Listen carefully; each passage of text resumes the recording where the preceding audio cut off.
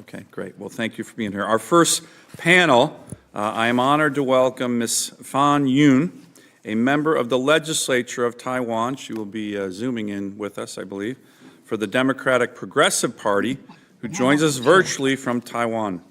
MP Fan was previously an associate professor at the Department of Sociology, National Taiwan University, and served as ambassador at large of Taiwan. She holds a PhD in sociology from Yale University.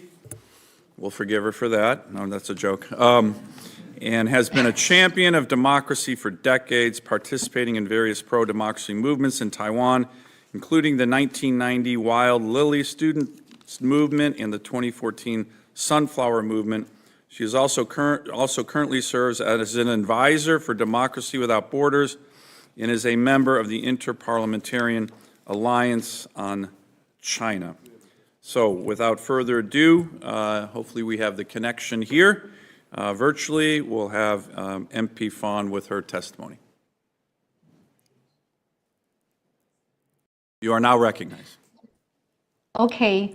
Chair Senator Sullivan, Co-Chair Representative Smith, Senator Merkley, and the CECC members, thank you for having me as a witness today. I would also like to thank the U.S. Congress and administration for your long-standing bipartisan support for Taiwan. Last fall, our national baseball team won the World Baseball Softball Confederation's Premier 12 Championship, but our players were not allowed to wear jerseys bearing our country's name, nor could they proclaim our country's name in public. After hitting a divisive 3-run home run, our team's captain pointed to the blank space on his jersey where Taiwan should be, celebrating the name that cannot be named.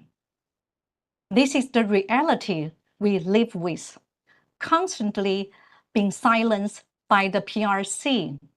However, enduring such political warfare has also built up our capacity to resist. As the title of this hearing suggests, in addition to growing military threats and economic coercion, the PRC's political warfare against Taiwan has also escalated. Their tactics include manipulation of international laws, united front work activities, espionage, infiltration, and disinformation campaigns. In terms of lawfare, the PRC has twisted the UN Resolution 2758 for political propaganda in the international arena.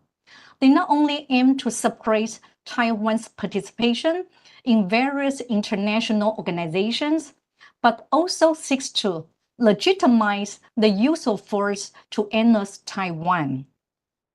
In addition, the Taiwan has intensified its united front and infiltration efforts within Taiwan.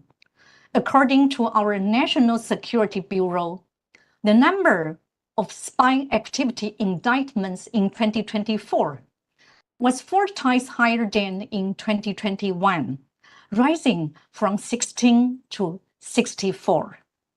Targets include the military, the parliament, both the ruling party and the opposition, and civic groups.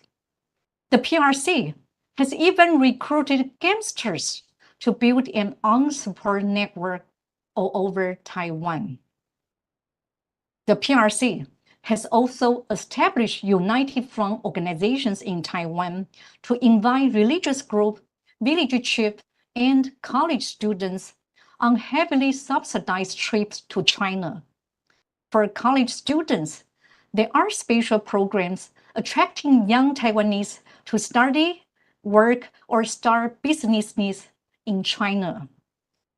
These activities aim to integrate them into China's economy and eventually come to view China's politics and culture in a positive light. After last year's elections, the 2 major opposition parties form a majority voting bloc in Taiwan's legislative yuan. After their electoral victory, the leading opposition party, KMT's caucus leader, led 17 of its lawmakers, nearly one-third of the entire caucus, to visit China and meet Chinese officials. Shortly thereafter, the KMT, along with the TPP, rushed to put through a series of unconstitutional bills, prevented the national security legal amendments from proceeding to a first reading, and froze or slashed the national defense budget without proper justification. Many Taiwanese believe these actions show how pro-China forces are exploiting Taiwan's democratic mechanisms to undermine both its sovereignty and democracy. In terms of disinformation, our National Security Bureau reported that messages with China's influence increased from 1.3 million in 2023 to 2.2 million in 2024, being spread through newspapers and TV stations, as well as social media platforms such as TikTok. According to a think tank GTI, some media outlets have received direct instructions from the CCP's Taiwan Affairs Office regarding news coverage and editorial commentary. The PRC also funds Taiwanese influencers to produce content in China that align with its political agenda. What's the goal of the PRC's political warfare? Firstly, it seeks to distort the world's understanding of Taiwan, specifically by framing cross-strait conflicts as a domestic issue to isolate Taiwan. Secondly, the PRC works to erode Taiwanese people's confidence in the United States. A recent poll found that TikTok users in Taiwan are more likely to view China favorably and more likely to believe that a pro-USA government might provoke war. This is a clear sign that the disinformation is influencing TikTok users, most of whom are young people.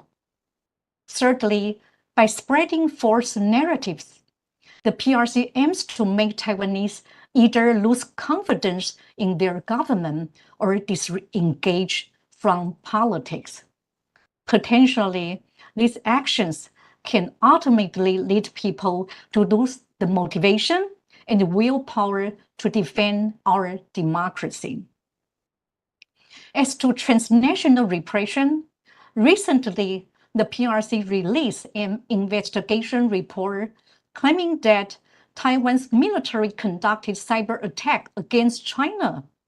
They publicized the names of 20 Taiwanese military officers and threatened them with arrest warrants and judicial punishment. Last month, the PRC launched a first-ever large-scale disinformation to attack a DPP legislator, Puma Shen, who was advocating for a tightened national security legislation.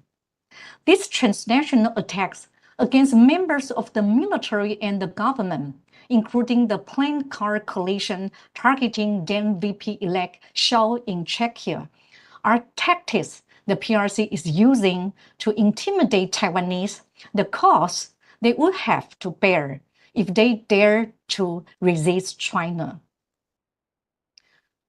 How is Taiwan countering these threats? It takes cooperation between the government and civil society. In addition to raising the national defense budget to a historical high, President Lai adopted a whole-of-society defense resilience strategy aimed at strengthening the civil defense capacity. To counter the United Front, he has proposed further national security reforms to enhance our resilience against China's united front and infiltration tactics. To tackle disinformation, all government agencies are asked to rapidly respond to misleading information. More importantly, many NGOs have created independent fact-checking websites as well as tools that can be embedded in apps. For the cognitive warfare aiming to affect the young generation, the Ministry of Education is developing teaching materials about understanding China. It aims to teach students how to critically assess Chinese propaganda. In a highly polarized politics, the effort of the ruling government alone is insufficient. Luckily, Taiwan has a robust civil society with a strong will to defend democracy. I had the honor of serving as the chief commander of the Wild Lily student movement in 1990, calling for the democratic election of our parliament. Decades later, as a professor in 2014, I was even prouder to be part of the Sunflower movement, witnessing the younger generations successfully opposing deeper economic integration with China. Through struggles like this, our society has built a strong democratic tradition. Even now, as I am speaking, Taiwan is in the middle of an unprecedented mass recall campaign launched by civic volunteer groups. The vote will take place this coming Saturday.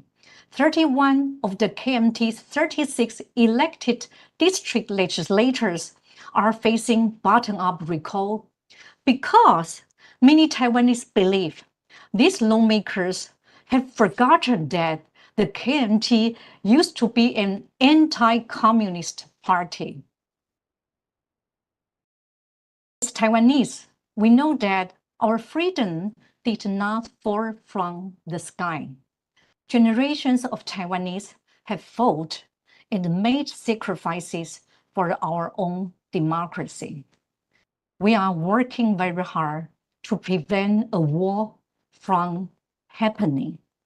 However, Taiwan alone will not be enough to deter China's aggression.